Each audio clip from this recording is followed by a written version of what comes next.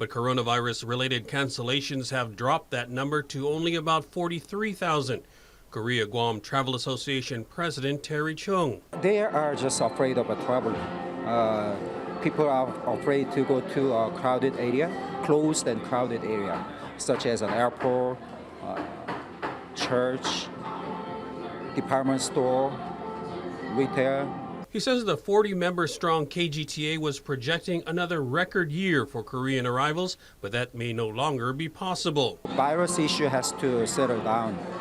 Unless this issue is settled down, it will be very hard to increase the arrival from Korea. The global travel slowdown is already hitting many markets hard. Chung says Guam bookings are way down and the KGTA is feeling the pinch. Especially local travel agents, they are suffering right now and they are cutting down the cost and they are also reducing some of their manpower. For example, majority of travel agents started vacation without pay.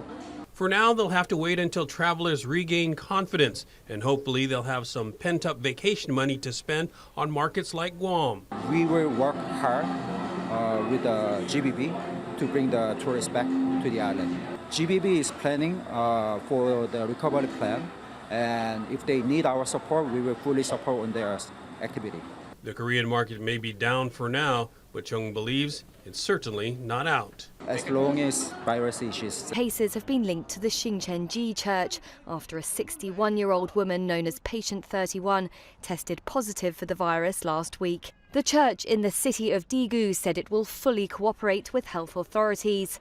The South Korean president raised the country's infectious disease alert to the top level as the death toll in the country reached 6, enabling it to forcibly prevent public activities and order the temporary closure of schools. Following the advice of infectious disease experts, the government will vastly strengthen the overall response system by raising the alert level to the highest level. The situation has become completely different since the outbreak of mass infection within the Shincheonji group. In China, there were reports of another fall in new cases outside the epicenter of the outbreak. But World Health officials warned that it's too early to make predictions about the outbreak, as new infections increased elsewhere. Italy on Sunday scrambled to contain the biggest outbreak of the virus in Europe. Cases there jumped to over 100.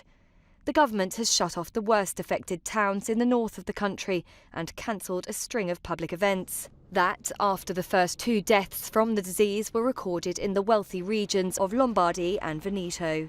2 people